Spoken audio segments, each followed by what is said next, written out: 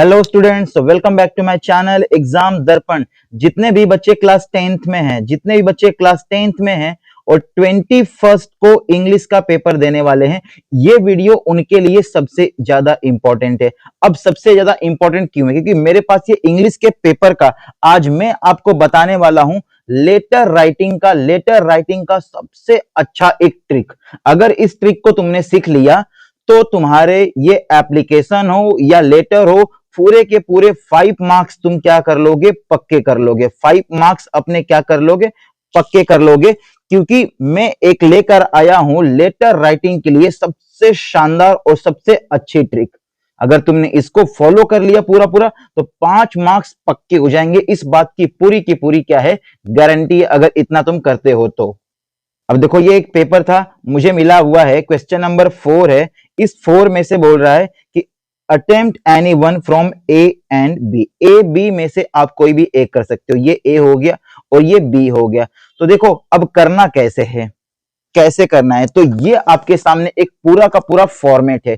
इस फॉर्मेट को ही फॉलो करना है। देखो, सबसे पहले आप क्या करोगे? सेंडर एड्रेस लिखोगे कि कौन है सेंड करने वाला, फिर सिटी लिखोगे, फिर यहां एक लाइन का गैप, फिर आपको यहां डेट लिखनी है, उसके बाद फिर एक लाइन का गैप, और गैप देने के बाद आप करोगे रिसीवर्स डेजिग्नेशन। रिसीवर्स के बारे में, रिसीवर जो भेज रहा है, ठीक है, उसका स्कूल हो तो स्कूल, ऑफिस हो तो ऑफिस, किसी तरह का, ठीक है। अगर स्कूल हो तो स्कूल से, ऑफिस हो तो ऑफिस का।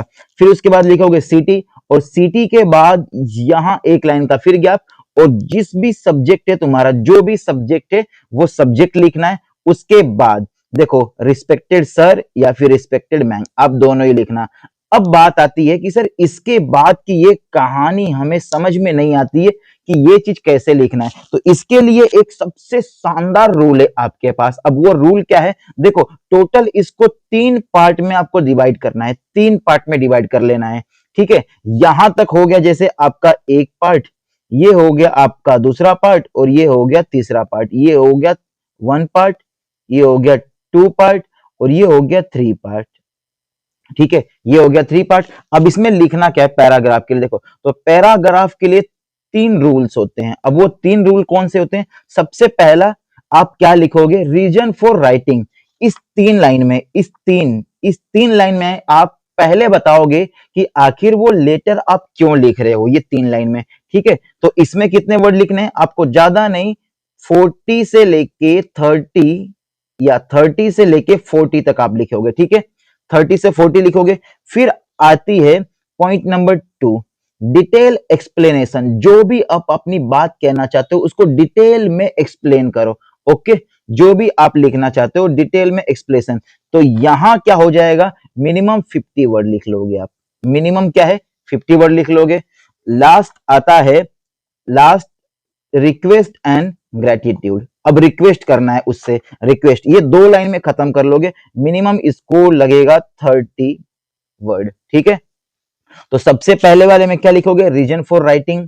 यहां क्या लिखोगे? डिटेल एक्सप्लेनेशन, ठीक है। यहां करोगे रिक्वेस्ट। इतना करने के बाद अब देखो, यहां लास्ट में लिखो काइंडली ग्रांट मी। अगर ये है तो ठीक है, नहीं तो take necessary action, I shall be highly thankful to you. फिर इसका थैंकिंग यू लिखो। थैंकिंग यू लिखने के बाद योर ऑब्वियसली योर फेथफुल, अपना लिख के क्या करना है? क्लोज करना है। अब जो ट्रिक मैंने बताई है, ट्रिक क्या, कोई भी लेटर हम लिखते हैं, दुनिया का कोई भी लेटर या एप्लीकेशन हो, तो इसी फॉर्मेट को हम फॉलो करते हैं। इतना कर लोगे तो पूरे मार्क्स तुम्हारे क्या हो जाएंगे? कंफर्म, पक्के हो जाएंगे। अब बात आती है सर इसकी स्टार्टिंग कैसे करें?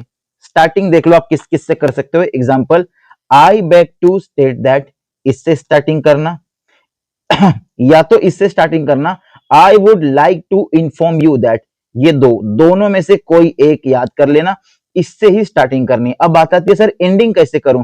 तो एंडिंग लिखो, I shall be highly thankful to you, और इससे अपनी एंडिंग करोगे। इतना कर लिया तो पूरे मार्क्स पक्के समझो। अब देखो, मैं लिख के दिखाता हूं तुम। अब जो चीज मैंने तुमको बता दी है ये है, अब इसके लिए मैं लिख के दिखाता हूं कि देखो कैसे लिखना है तुमको। आते हैं, चलो देखो। अच्छा, पहले इसको रीड कर लोगे। ये सारा डेटा दिया हुआ है, देखो शिवालिक, ये 21 valley apartment, some girl write about 120 words में लिखना है। ये सारे कीवर्ड से ये एग्जैक्टली मैच होने ही चाहिए, ठीक है।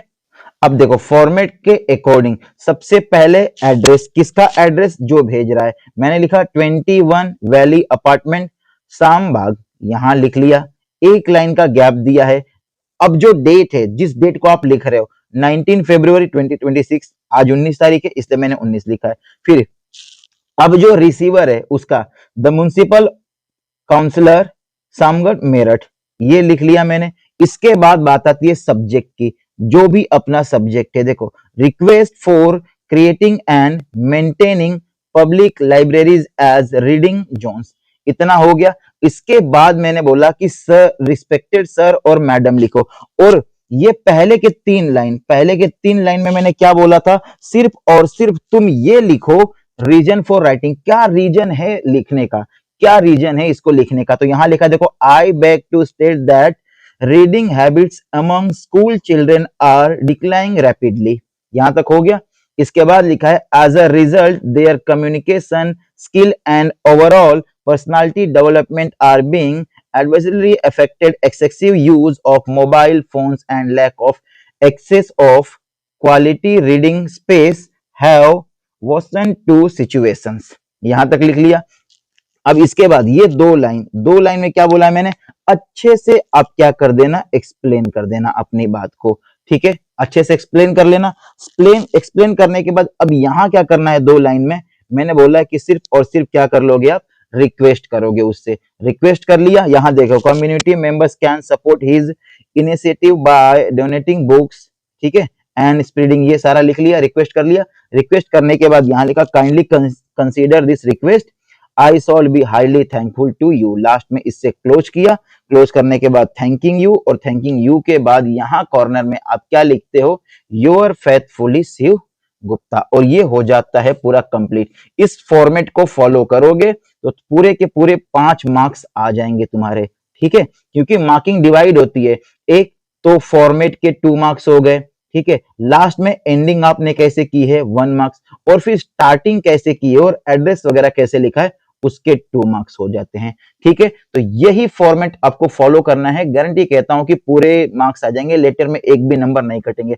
अब दूसरे वाले को कैसे करोगे आप, अब जैसे ये लिखने के लिए दिया हुआ है ना, देखो इसे भी क्या है 120 वर्ड में लिखना है, as Nilima Neele sports secretary to read tree public school, ठीक है, Akashpur, you believe that the youth today must actively involve itself in sports and other physical activities. Write a letter to the editor of a national daily about, किसको लिखना है, editor को, national. अब देखो जो format बताया उसी पे लिखूंगा इसको भी मैं। सबसे पहला काम देखो क्या किया है, किसको लिख रहा हूं जी, तो वो लिखूंगा मैं रेड ट्री पब्लिक स्कूल, ये लिखा, उसका एड्रेस क्या है यहां लिखा, डेट क्या है यहां लिखा, एक लाइन यहां छोड़ा है, ठीक है, एक लाइन यहां छोड़ा है। अब रिसीवर का एड्रेस यहां लिख लिया मैंने, the editor the national daily new Delhi, हो गया। सब्जेक्ट मेरा लिखा है, सब्जेक्ट लिखना भी मस्ट होता है, need to provide stadium and sports centres for students, respected sir respected madam, दोनों ही आपको लिखना है। और यहां 3 लाइन में मैंने क्या करी है, क्या करा है मैंने, तो रीजन फॉर राइटिंग समझा दिया है। फिर ये 2 लाइन में मैंने अच्छे से एक्सप्लेन कर दिया है, ठीक है, और यहां लिखा है मैंने, इनसे थोड़ी सी रिक्वेस्ट कर ली है लास्ट में, और थैंकिंग यू लिख के, और यहां देखो मैंने क्या कर दिया है, your faithfully Nilesh sports secretary.